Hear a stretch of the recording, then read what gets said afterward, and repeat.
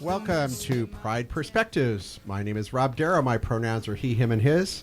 Our Pride Perspectives radio show is here on KSQD every other Sunday from 5 to 6. You can find all our recordings and updates on the Santa Cruz Pride website, santacruzpride.org. We are excited tonight to have a special show called Santa Cruz Pride Queerlantis and Considering Matthew Shepard with Robbie Fitzsimmons and Cheryl Anderson and David Graham. You'll hear more from them in just a minute, but I'm pleased to have my co-host here, Cece Pinero. How's it going, Cece? Great, Rob. It's great to be back. And again, my name is Cece Pinero, and my pronouns are she, her. Our show is guided by the following beliefs. We believe that Santa Cruz County is thriving partly because of the contribution of LGBTQ plus people, and LGBTQ plus people in Santa Cruz County are thriving because of the broader Santa Cruz County. We believe in the words of Jewish poet Emma Lazarus, that none of us are free until all of us are free. On this show, you will hear us refer to queer history and LGBTQ plus history. For us, these terms are interchangeable and refer to people who identify as lesbian, gay, bisexual, transgender, anywhere on the gender identity spectrum and who they are attracted to. All are welcome to be part of this radio show. On our last show, we had Pat Dallin and Kean Headley, and they talked about the LGBTQ history exhibit that's at London Nelson. Have you seen that yet, Cece? I have not. Oh, it's pretty exciting. I look forward to seeing it soon, yeah. And then we're excited because the Santa Cruz MA has put together a walking tour of downtown Santa Cruz of LGBTQ plus places. They got a special grant for that, and that will be revealed next weekend. And so it was great to have them on the last show, and we know that Tuesday is an important date. Have you voted yet? I did. You I did? voted already, even though they say wait until the very last minute. This is the last minute. I think to this me. is the last because minute, it's Sunday, you could put it in the mail, and Right. then they'll get it tomorrow, right? Well, those boxes are all over the place. So. Yes, they are. I've got my ballot in my car ready to get it marked and send in. Okay, So there you hopefully go. everybody will get it I done should have soon. worn my pin that Your says pin I that says voted. I voted, yeah. Yes. Important for people to vote. I mean, I have a story of a friend of mine that actually went to Oregon, got a driver's license in Oregon, and car registered in Oregon, and then came back immediately and changed back to California so she could vote here. Oh, really? Yes. This year? All in That's the a matter real of a story. couple of months. There's a whole lot more to that, but it's really great. That's how important Californians. Born and raised in San Francisco, a real Californian, was only there for 5 minutes. Really important that we vote here in California. We could do a whole show in November for the main election about voting. Yeah, that'd be kinda fun. Let's do that, Rob. That sounds But great. tonight, we're going to talk to a couple of people who are involved in music. So one is a musician, and the other is somebody who's encouraged choral music across Santa Cruz County for many years, and another who's been involved with music. And we're excited to have Robbie Fitzsimmons, who is the producer of Santa Cruz Pride's Queerlantis, that will take place on Saturday, June 6th. And Cheryl Anderson is the director of the show, Considering Matthew Shepard, that will take place on Sunday, June 14th at Peace United Church. We're going to talk with Robbie first. Robbie is a singer, songwriter, and musician, now living in Santa Cruz. He has worked in the music industry for 15 years and has a versatile resume as a performer, songwriter, and producer. And we're glad you're here, Robbie. We want to get to know a little bit about you. How are you doing tonight? I'm great. Thank you for having me. Absolutely. Could you start by sharing a little bit about where you grew up, where you attended school, and what school was like for you? Sure. I grew up in San Jose. I went to high school at the Bellarmine College Preparatory, all boys Jesuit Catholic high school, which is interesting that we're covering Matthew Shepard. We were the first non-rep theater to put on the Laramie Project in 2003 while I was there. I went to college at the Berklee College of Music in Boston. Yeah. So I was out there for 5 years, and then in LA for 10 years, just kind of building up my resume. I have a platinum album on my wall because I co-wrote a song with Lana Del Rey, and lots of various opportunities. That's pretty awesome. How'd you end up in Santa Cruz? So, to be frank, I actually hit like rock bottom in LA, and I had to get up here to recover. My parents live up here, and I'm very blessed to have that familial support. Yeah. I live in a unit behind their house, and they're amazing people. We're roommates, and we get along just fine. So I'm here. So I wonder if that's true for a lot of people in music to try to move forward, that there's those down times that people go through to work through and then become better because of it. Yeah, well, I also struggle with my own mental health. What do they say? Your mental health is not your fault, but it is your responsibility. And so I've now gotten a good grip on that. And I think that like the dynamic ups and downs and trying to navigate mental health is kind of goes along with being an artist. Yeah. I appreciate you sharing that. That's nice that you're able to talk about that. And that's probably true for a lot of queer people as well, that there's different mental health issues. I'm curious what your coming out story was like with your friends or with your family. Sure. Well, let's see. I've always thought of sexuality as its own spectrum. I never necessarily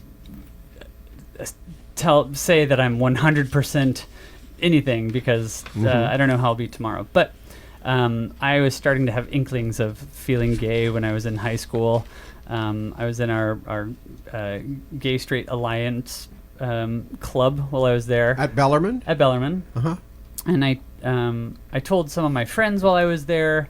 And then when I got to college, that's when I wanted to tell my family. So I actually wrote them a letter, left it as I was leaving to go back to college, and and just kind of have settled in. Even more and more these last couple of years. I've really just kind of like allowed myself to feel gay, or 97% gay at any moment, wherever I'm at on this spectrum. But right. Yeah. And so you're how was your so you wrote a letter. That's a good way of doing it. How did your family respond? Loving, absolutely. They support me. This was in 2004. Things have progressed positively, at least in California, in a lot of ways. But I think at that time there was still a little bit of worry as to how people would react. Yeah. Yeah. But it's always been love and support. I'm very grateful for that. So the Berklee School of Music, it takes a little bit to get into that school. Can you talk a little bit about how that happened? And I'm going to guess that you found kindred spirits there for people all across the spectrum who do music. Absolutely. Berklee was such a perfect fit for me at that time. You have to audition. And at that time, I was actually playing drums. I was mostly playing piano and singing, but I was all right at the drums. I auditioned. I got a scholarship for drums. Oh. And but after studying drums for one semester, I actually was like, I don't want to be doing drums. I'd rather. So you go to Berklee School of Music to study drums, and then after a semester there, you decide you don't want to do drums? Well, I didn't go to study drums. You at Berklee, you choose a principal instrument and your major. So I told them, like, I would rather be doing piano. It's kind of percussive, right? And they're like, no, in order to keep your scholarship, you have to do something percussion related. So my principal instrument was actually hand percussion. Really? Which introduced me to lots of world music. And but yeah, I studied composition and production and engineering, and that was my major. Do you have a favorite drummer? To be honest, I haven't. Congo player, Congo. Well, maybe my most favorite Congo player. That's Yeah. I like the potential of that. I, in this moment, cannot think of a single drummer. I've kind of left behind. When we were kids, and I won't do it on the microphone right now, but you can. We used to do Inagata Davida. Sure. Right? On the microphone? I won't do it on the microphone because we're not supposed to hit things in here. I don't want to break the instrument. Yeah. So I mean, there's the classics like John Bonham or Ringo Starr. You know, these like really tasteful drummers. But I can't think of anyone else right now. So you talked a little bit about that part of your musical journey, but could you share a little bit about your overall musical journey? I mean, you've got so many involvements in music. Tell us a little bit about how that started and all the different directions you've gone. Yeah, I'm pretty proud of my resume and sort of confused as to why nobody knows who I am yet. Well, we all do We in this do. room. Everybody does because everyone's listening. No, I appreciate this opportunity. So let's see. The legend or the lore is that I came out singing. In the hospital, they thought that maybe I was moaning, and they were checking my vitals and everything, and nothing was wrong. And my grandmother said, "I think he's humming." And so, sure enough, I came out humming. Who knows if I was humming in the womb? And then, So do you sing also as well as play the piano and the drums? I would say my voice is my most defining musical quality. It's I can come back to that, but let's see. You'll hear it during the break. Yes, you will. It's high. I have a high voice. It's sort of this in-between range that maybe is like where Adele and Amy Winehouse live. This sort of like not quite girl, not quite man, whatever gender is. But so All right, you come out singing. So I come you out sang singing. before you spoke? Sang Is that- before by a long shot. Piano came very naturally to me. I just started playing. Like what, at age 1? 3, I think. 3, yeah. Is when we got a piano, and I just started playing. And then because of that, I was talking about the Laramie project that we did. I had an opportunity to write the music for a musical we wrote that we took to the Edinburgh Fringe Festival as a result of our doing the Laramie project in high school. I went to Berkeley. I had an opportunity to be mentored one-on-one in songwriting with Paul Simon. So I got that opportunity All right, to help before we develop. go there, let's Yeah. go back a little bit. Okay. You said so nonchalantly, "Oh, I wrote some music in high school." You know, that's not the easiest thing for non-music people to do, and I'll put myself in that category. But when did you start writing music, and how did that develop? Did you see the notes in your head? Music has always been a feeling for me. I'm actually horrible at reading music after all this time. Even studying But you can composition. write it. I can Like, write for you any could- instrument. You could write the notes. And so where do you feel that? It's if we want to get philosophical, I do. I like to think of the mysterious ether, the space between the particles. The universe is like mostly empty space, right? Yeah. To me, I like to believe that that's where inspiration comes from. That's where the spark of life comes from. And it's also like quantum physics. That's like where the possibility of anything can spring into existence. And so I'm very grateful when a muse or whatever it is, a sprite, comes into me, and it's imperative that I capture it in a moment. I'll sing it into my phone or sit down at the piano, write something. But what doesn't work for me is like sit down and write something right now. Or Well, like, who's your favorite drummer? Or something like But that. wait, let's go. So what was the first song you wrote then? At what point did you Okay. start writing music, and how did that happen? Well, the most iconic one in our family is when we went on a road trip to the Grand Canyon. I was like 3, maybe 4, and I sang a song that I didn't stop singing through the entire drive. It made my older brother go crazy, and my nephews actually now know the song and sing it to him. It's like this nightmare he lives in. But can I sing it for you? It's very short. Yes. Okay. I have a dog, and he's got spots, and that's because I love him lots. He's got spots on his nose, on his ears, and on his toes. I'm actually not going to continue. That I could see how your older brother would really appreciate I that. love Yeah. that song.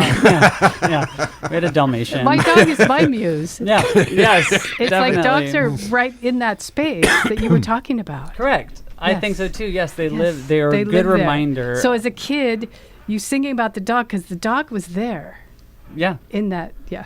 no, Sorry. definitely. I'm like, I agree that they live in that space. in that space. Mhm. Yeah. All right. So we Beautiful. fast forward. You started talking about you got mentored with Paul Simon. Yeah. And then things went lots of different directions. So Yeah. talk a little bit about that. I moved to LA. I met a man named Daniel Heath, who because I was working at a cafe as a barista in Santa Monica, and he would come in. I gave him a demo. He was like, "Let's work together." He was Lana Del Rey's producer at the time, so I had an opportunity to write a song for her. It's called "Old Money." It's on her album Ultraviolence, which we released in 2014, but it actually went platinum in 2019 because they were selling like the vinyl records in Urban Outfitters and stuff. And I didn't find that out until like 2022. And I reached out, I'm like, does that mean I can get one of those like platinum albums on my wall? And they're like, yeah. So I have one of those on my wall.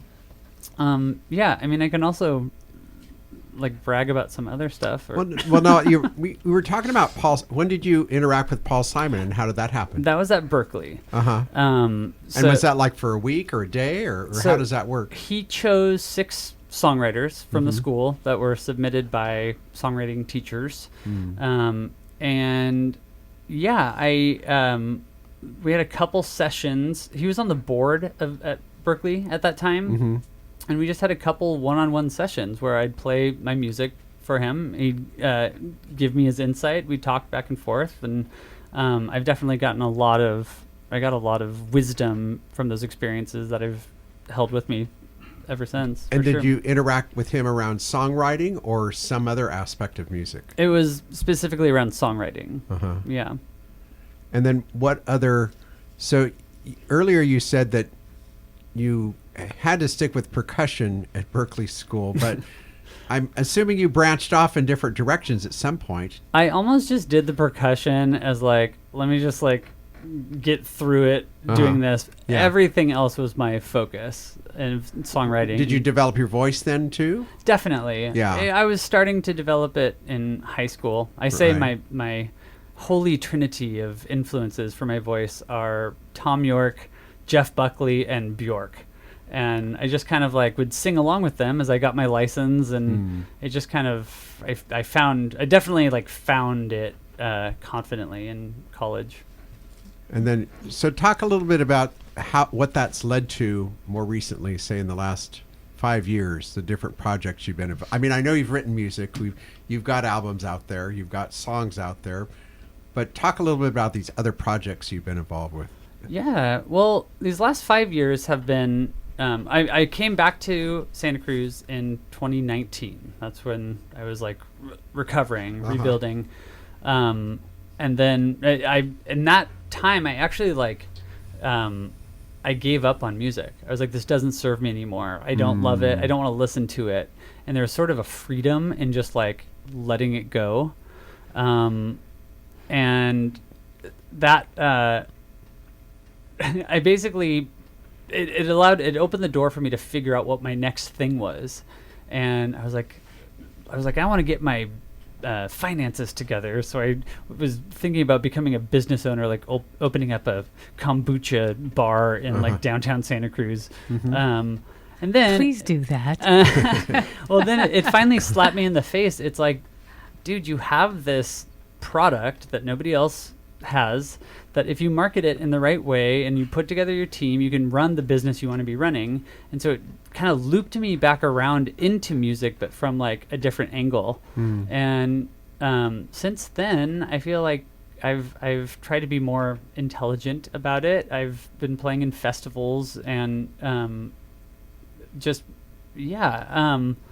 then most recently getting back into production and event production, and which I love doing. I love creating experiences for people. I actually had an opportunity to create this epic show at Lightning in a Bottle. They gave me a 15-minute interstitial slot in between headlining acts on one of their stages. In what city, when? This it's outside of Bakersfield, which is like a horrible place. Sorry. Okay. But music people know Lightning in a Bottle? yes, people, the cool people know it, or if you don't know it, check it out now. Okay. It's a pretty big festival. But yeah, they gave me 30 tickets. They gave me a budget, and they just said, make something big. So I did. And we put on, it was basically like theater meets Cirque du Soleil meets concert and with my music. And it was a very, very cool opportunity. And then most recently, I wrote a rock opera that was performed at a secret underground festival in Tahoe in November.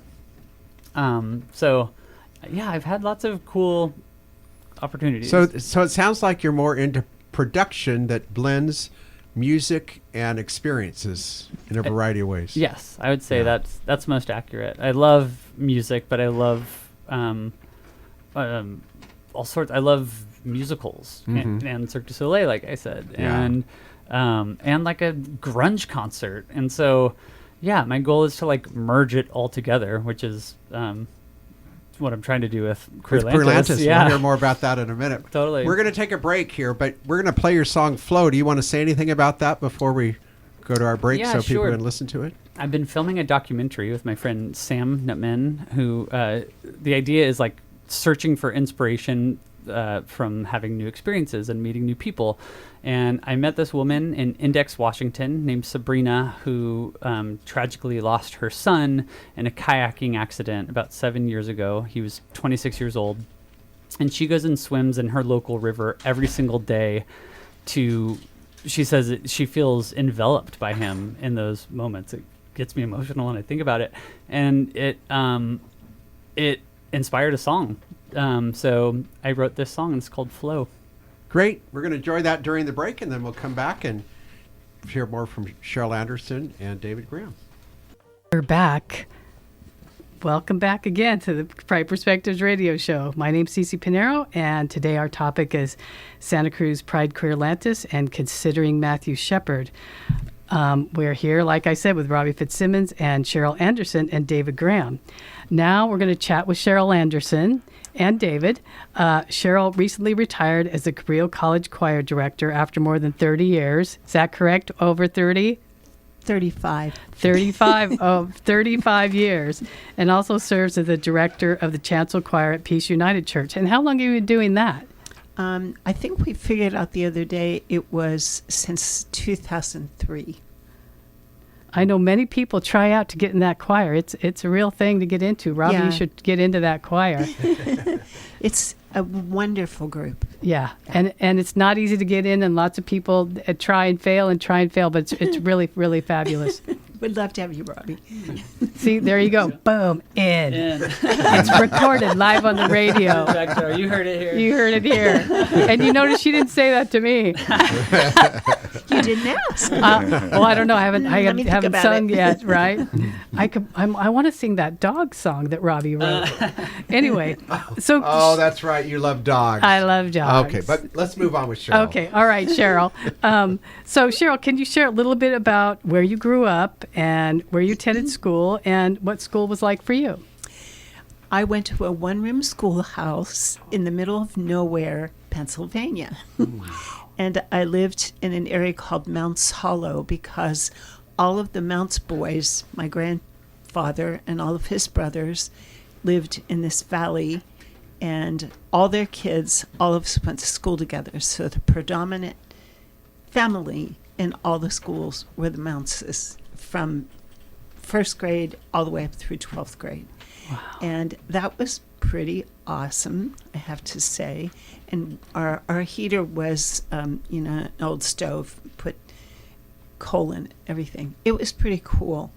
And when I went to 7th grade at the big school in Claysville, population 400, wow, we had the best grades of anybody. I mean, when I think of what a rich experience that was, I graduated from McGuffey High School. I went to West Liberty State College in West Virginia, outside of Wheeling, and then taught in Virginia Beach, met my husband, who was a lieutenant in the Army, and we married. I taught in Virginia Beach, married, went to Los Angeles, and we moved to Greeley, Colorado, where John did his doctorate, and I did my master's degree, and I taught in Cheyenne, Wyoming. And then we moved across the country for his first job, and I ended up teaching at the same college. And that's when I started my doctoral work at the University of Cincinnati College Conservatory of Music. And what did you teach, or what did you teach when you were Vocal teaching? music. Vocal music at Yeah. both those colleges. Everywhere. Everywhere. That's Private your thing. voice, opera, junior high choir, elementary school music. Beautiful. I loved it. I've always loved my job. Yeah. Well, and you have a beautiful voice too. Well, thank you. Yes. So, did you have like a little tiny square chalkboard at your one-room schoolhouse Absolutely. that you wrote with chalk on the, Yep. and then the teacher had a big chalkboard Yep. and wrote stuff, Yep. and that's Yep. some old school stuff there. I don't even know if kids know what a chalkboard is. Yeah. It's black slate, right? That is something, and from that experience, you guys had the best grades. Right. From that, and because that really lends itself to the idea that small classroom sizes really matter. So how many kids were in the class? There were 30 in this classroom, and so, but as a first grader, first of all, I grew up in a household of elders. My sister was 8 years older, my grandparents, my mom. So when I went to first grade, I had a huge vocabulary because I was around adults all the time. And so, but as a first grader, you would listen to the teacher teach all the kids, and at that time it was 8th grade. So, you know, by the time we finished first grade, we sort of knew what was. You already knew what the 8th graders knew. Everything was going on. Wow, that's great. That's really cool. That is very cool. Thanks for telling us about that. And you grew up in an intergenerational household, so you Right. lived with your grandmother and your parents and your siblings. How many brothers and sisters did you have? I had or one do you have? sister. One sister. One sister. Yeah. But a million cousins. And they all lived nearby because you lived Yes. in a town. How many people were in the town? Well, there were 40 in Claysville, but we didn't really live in a town. We lived outside. But we all gathered at my grandmother's house every Saturday and Sunday for meal, big meal. Did Would you guys sing at those gatherings? Are we going to ask go that? ahead. Absolutely. My grandmother would get out her fiddle, and all the uncles would get out their guitars. Somebody would get on the piano, probably Aunt Dorothy, and they'd start playing away, and we just sang. And, and we would go to, meetings, like on Sunday afternoon at the schoolhouse, where everybody in the community would go and sing. Huh. Wow. Just community sings Sunday afternoon. Yeah. Huh? Yeah. You couldn't help but grow up and do music. You huh? know, That's right. but It's in your I'm sort blood of like there. Robbie. I don't remember when I didn't sing, but everybody was singing around me, and how could you not do that? you know? Right. That's so cool. So what brought you to Santa Cruz? I was teaching at the University of Northern Colorado, and my husband was on the faculty at Indiana State University as the head of the wind division. And we'd done that several times, just sort of trying to solidify our academic careers. And finally we went, okay, we could do this forever, but we can't be together forever. We need to change this. So we decided that we would both give up our jobs apart, flying back and forth on weekends, and instead find jobs together somewhere. And ultimately, that's how we landed here. And he's from Cupertino, so Oh. he was very happy Yes. to be here. He's like, come to California. Really? So you've provided musical leadership across Santa Cruz County for many years. Can you share about your various positions you've held in Santa Cruz County? Well, it's pretty much been, as director of choral and vocal studies. I also worked in Carmel as church musician at the Church of the Wayfarer before I moved to Santa Cruz. And I started the Cabrillo Youth Chorus. I started the opera program at Cabrillo. And, you just saw a need. The talent is incredible in Santa Cruz. David is a living example of that, but there are so many brilliant people who come through your life, and you see, well, gee, we've got these voices. We could do this. We could do this opera. We could do this major work with orchestra. And so the more I could think of, the more they wanted to do. That's so good. I love that line. The more I could think of, the more they wanted to do. That's right. True. Very good. That's the Cheryl Anderson influence there. So how would you say you are connected to the LGBTQ plus community? Well, we were talking a little bit offline.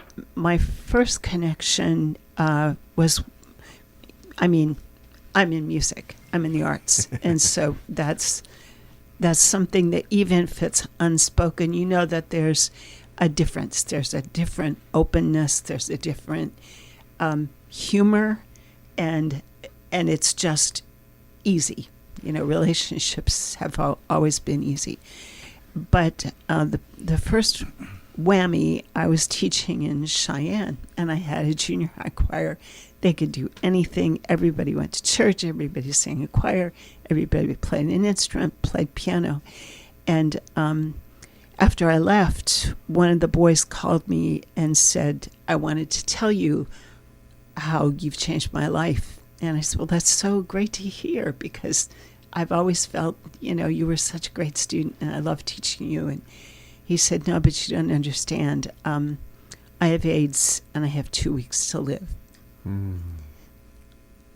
And I thought it was important to let you know that. And it was a sucker punch like I never expected. Later, one of my students that I had taught went back to do his master's at the University of Wyoming during the time that Matthew Shepard was there. And it could easily have been him if it were not Matthew. And it was just too much. And of course, many of my very dearest friends are gay. Yeah. Very good. So we also have David Graham here. So David, maybe you could share a little bit about your background and how you got connected with Cheryl. Sure, I'd be happy to. Well, I came out of my mother singing. Really? No. I came out of my mother singing. That would not be right. I think we should all say that. Yeah, we should all say that. Though. Some people call it crying. But now for we're some calling people, it it's singing. true. Change the vernacular. But honestly, ever since I was before I could talk, probably I was singing. My mother was she had a huge collection of music, and music was always playing in the house. My father was a beautiful vocalist. I mean, he's a huge influence on me. Someday I hope you get to hear him, Cheryl. Sure. But he could sing, and even my grandfather used to play barn dances and country dances with his homemade guitar, and it's just in my family. My dad's side of my family in particular. So I was always singing in a choir. Where did you grow up? I was born in Texas, in Waco, and that certainly has the beginnings of country music. Definitely has an influence on how I hear things. But luckily, too, my godmother had the foresight to give me a wonderful gift, which was a gift certificate to a local record store when I was maybe 4. And I began to choose these storybook records called the Atlas Tale Spinners. And they were enacted by Shakespearean actors. And the soundtrack was always some famous orchestra, well, probably a studio orchestra, but playing, all the great classics. Rimsky-Korsakov, Tchaikovsky, and so on. So I grew up loving classical music from about that time on. I sang in choirs every stage of my life. I've always sung. And in high school, I had a music teacher, C. Michael Earhart, who graduated from the Vienna Conservatory, and he recognized how much I loved music. And one day he came to me and said, "Young man, how would you like to sing a Mozart operetta for your senior project? And This was in high school, huh? yeah, absolutely. And I mean, to me, that was a wondrous idea that I would never have thought of. So thank you, Mr. Earhart. Thank you. I've always had someone like that I was privileged to work with, and Cheryl is definitely a 35-year example of that, because I began singing with her when she came to Cabrillo. Oh, did you? I did. Oh, how did you end up in Santa Cruz? To go to college. I went to UCSC. Okay. Yeah. And then migrated over to Cabrillo for music, huh? For music, that's exactly right. Although I did sing with the UCSC music program and so on. But Cabrillo has a mighty music program. Absolutely. We love it. It's inexplicable how mighty it is. Right. I just have, recognize that. I've always thrived within that community. And, So you're involved. Could you share a little bit about the production you're involved with and what you're doing? And then we're going to go to break where I think we're going to hear your voice. Okay. Well, Considering Matthew Shepard is certainly one of the most powerful. It's the most powerful production I've ever sung in. I'll just say that. I mean, music causes my soul to soar. There's not a concert that I'm in where it doesn't. But this was something different. This was something, we knew that we were doing something important. Cheryl certainly got that message across to us. And certainly everybody in the cast put their all into it. It's not just important in the sense of the message it brings, but it's important how it brings it. The music is a masterpiece. It's just brilliant. It's brilliant. It's brilliant music. And our community is going to get to hear it on June 14th.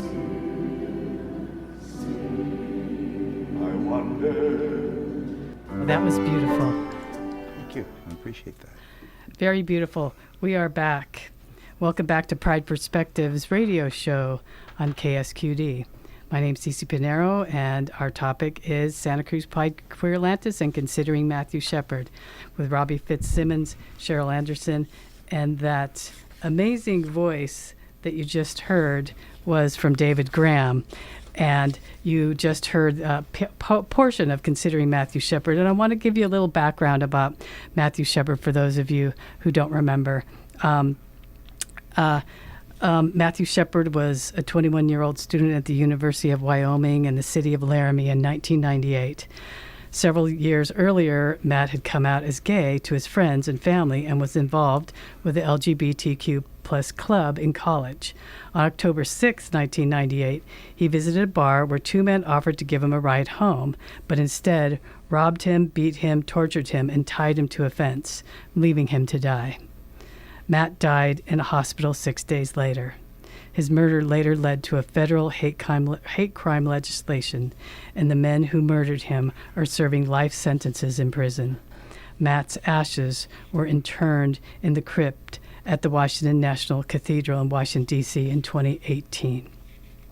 In 2016, acclaimed conductor Craig Hella Johnson composed a musical response to the story of Matthew Shepard, collaborating with the Matthew Shepard Foundation.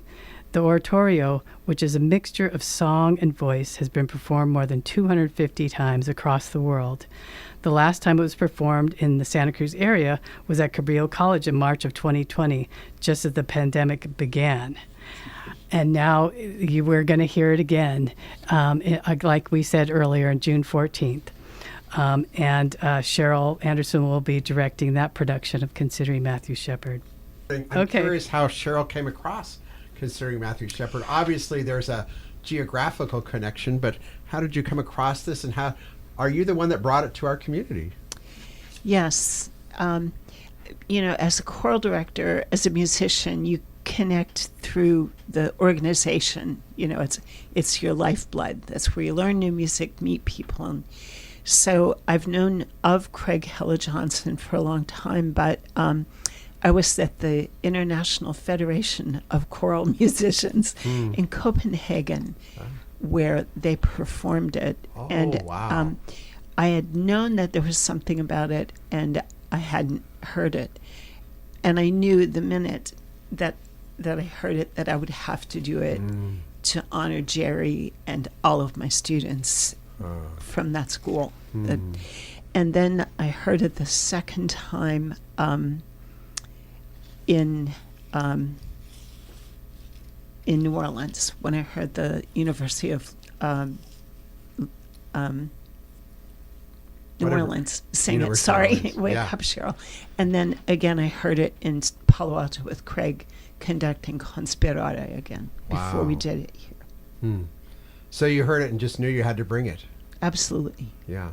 It- So what Power. brings it? What caused you to bring it this time around? To bring Well, it back, so to speak.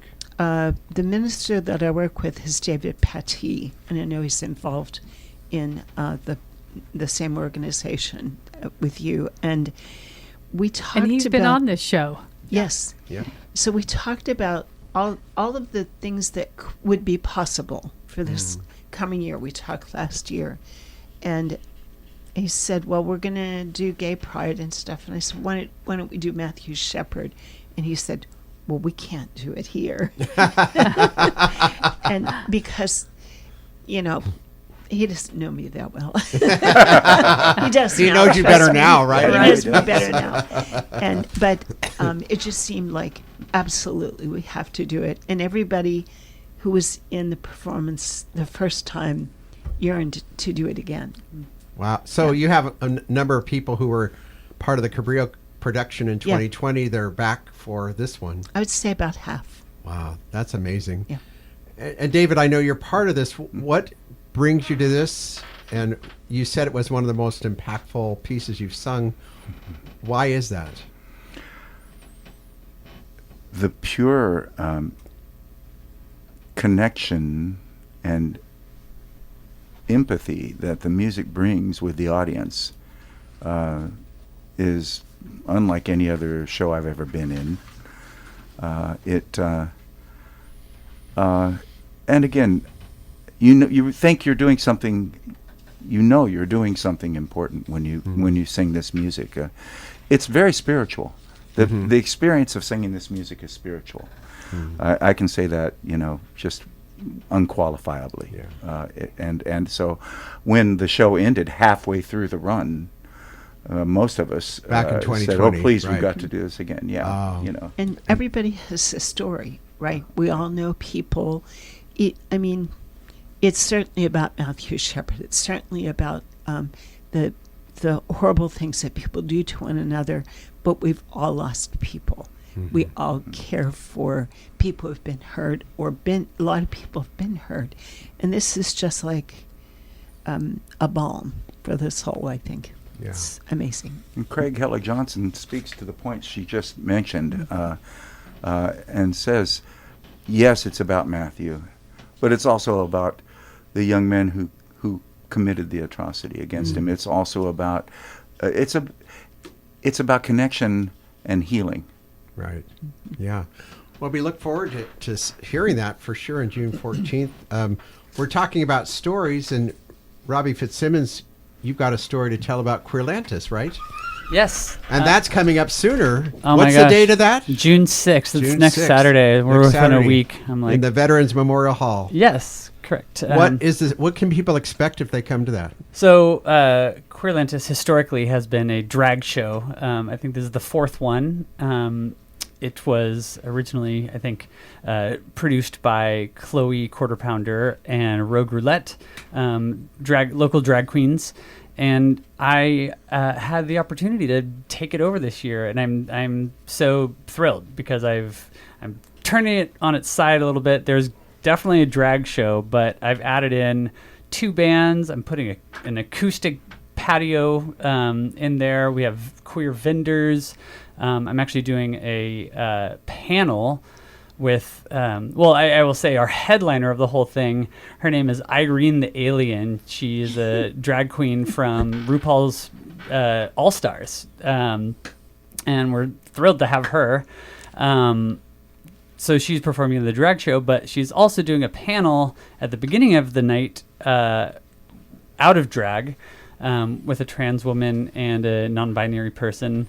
in a discussion called Breaking Down the Binary Barriers. So I'm calling it a micro festival. We have 7 hours. There's gonna be scenic design. I basically went way harder than I needed to, considering this is a volunteer position, but it's my present passion project, and I'm like putting everything in. I'm very excited about it. Yeah, I should add. So Irene the Alien, also known as Ian Hill, there's an article in this week's Good Times newspaper about Ian, and then you'll hear more about from Robbie in that newspaper this week as well. But what are some of the highlights of that you're looking forward to? What's the set going to be like? So you're taking a day and a half to put this together. So help the people listening understand what you're building. So the initial theme was walls crumble while we grow stronger. And the theme is plants growing up over abandoned buildings. And so we're turning the Veterans Memorial Building downtown next to the post office into a magical forest environment. It's going to be completely immersive. And yeah, I'm very excited about this panel. That's going to be really powerful. I have my own band is actually playing. Me and my band, you heard some of my music, but we go even harder as a band. That's happening. We have some other musical artists happening, and then we have this drag show with I'll try and remember everyone. Irene the Alien, Rogue Roulette, Sylvana. Oh, darn it. I should have brought the list. It's all on the website. It's all on the website, which I will say the easy way to get there, you can go through the Santa Cruz Pride website, or also it's queerlantis2026.eventbrite.com. So you can get your tickets today on that. So I'm curious from you and Cheryl real quick, if a younger person wanted to go into music doing what you're both doing, what would be your recommendation to them? Capture the muse. Listen to it. It's always there. It's always accessible. And if it's not there, don't be hard on yourself. Be patient. But if you are feeling inspired to sing or play the drums or whatever it is, listen to it and follow it, because it's important to life, especially now. We need to remind people of that, of inspiration, and yeah. Cheryl, what would be your advice? Well, I think Robbie said it beautifully. And I would just only add to that to devote yourself to it, and don't let anyone tell you that it's not important, because at some point it's going to reveal itself to you like a huge monster, a beautiful monster. And I think in music, truth lies. It's acoustic, it's scientific, but it's wrapped in immense beauty. And that will get you through.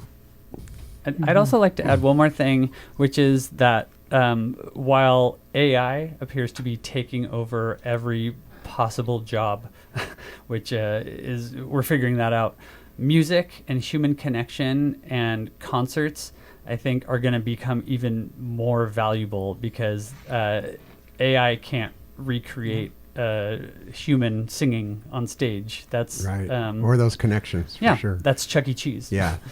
Right. Well, we thank Robbie and David and Cheryl for being here. Cece, do you have a final quote for us tonight? I do. I have a couple of final quotes. The quote from Judy Shepard, which is Matthew Shepard's mother. She said, the meaning of Matthew's life has become far greater than the manner of his death. And then I got to tell you. Would you say that one again? Okay. The meaning of Matthew's life has become far greater than the manner of his death. And that's by his mother, nice. Judy Shepard, who also created the foundation and worked so tirelessly to get this legislation passed. And I just got to say the last quote: music has healing power. It has the ability to take people out of themselves for a few hours. And that's our Elton John. Ah, nice. And that's the reason you all want to attend Queerlantis and considering Matthew Shepard. But before you do all of that, know that next week is Santa Cruz Pride Week, and it starts on Monday, June 1st with the annual Illuminite, lighting up the county building with rainbow lights at 8:30. Thursday, June 4th will be the Sapphic Jam Session at Mariposa Coffee Bar. Friday, June 5th is First Friday in downtown Santa Cruz, and the city of Santa Cruz is putting on a town clock dance party celebrating Pride at 7 o'clock. Saturday, June 6th, as mentioned, is the 4th annual Queerlantis. It's a micro-festival featuring music and dancing and lots of other fun stuff that you heard from Robbie. In addition, you'll hear from many drag artists as well. Sunday, June 7th at 11 a.m. is the annual Pride Parade in downtown Santa Cruz. There'll be lots of fun entertainment on the stages following the parade with lots of people being down there as well. And don't forget, Sunday, June 14th at 3 p.m. is Considering Matthew Shepard at Peace United Church at 3 p.m. And later in June, as if you weren't finished with everything, is Monterey Peninsula Pride on June 27th, which is the last Sunday of June. You'll find all that information on our website, santacruzpride.org. It's all there. We look forward to seeing all of you next week and at our Pride Parade. Our next show coming up later in June will reflect on our 51st anniversary events of Santa Cruz Pride. Thanks again for listening to Pride Perspectives, conversations and stories to celebrate the LGBTQ plus culture and history across Santa Cruz and Monterey counties. And we're signing off.